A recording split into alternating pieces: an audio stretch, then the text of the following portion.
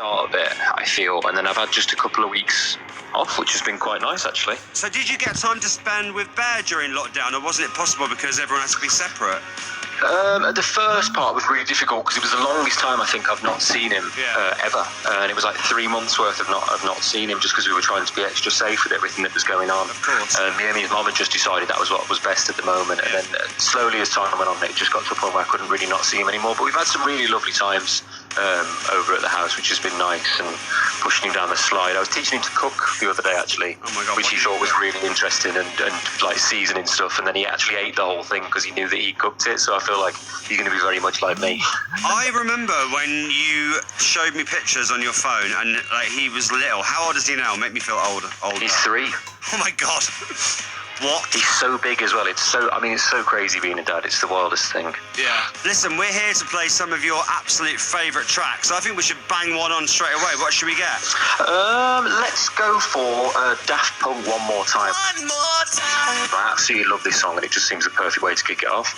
This is perfect. Liam Payne, first track is on now. This is Liam Payne in the mix. Daft Punk. It's good to have you on.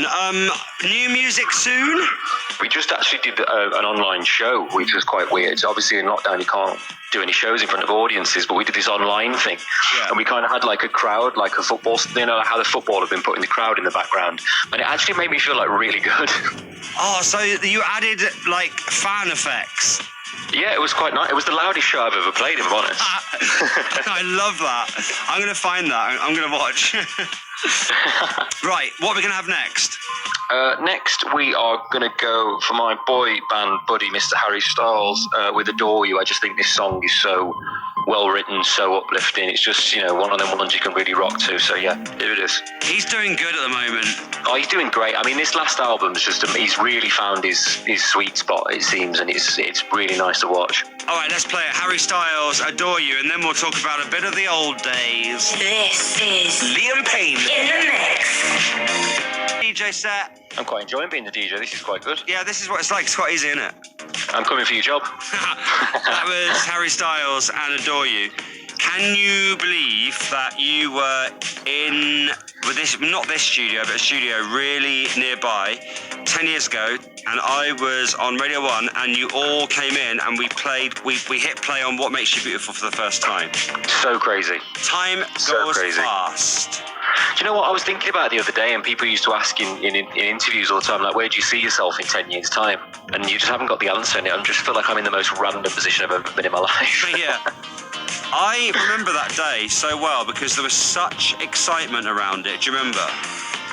I can remember parts of it, but to be honest with you, a lot of it all just blended into one after that. It was just such a rush of all this stuff. Yeah, I know. It was difficult. I actually worry that I've got some sort of boy band memory loss where I just can't remember a thing. Everyone says the same, I think. If you were swept up in something like that, you'll be doing a show in like Dallas, and people will come up to you 5 years later and be like, I loved you when you played the Dallas Fort Worth Arena, and you'll be like, yeah. Can't remember. My favourite one's when people who I had a picture with once always get offended when I can't remember. They're like, do you remember we had that picture one time? I said, so-and-so, and you're like, yeah, of course I do. And I'm like, I literally have met so many people in my life. But the worst one I've ever had in that scenario was someone asked me, would you like to go to the Philippines? Now that seems a bit of a loaded question because we'd already been twice. And I was like, yeah, I'd love to go to the Philippines. And I couldn't remember being there. I love that. Okay, let's get another track on. What should we play next?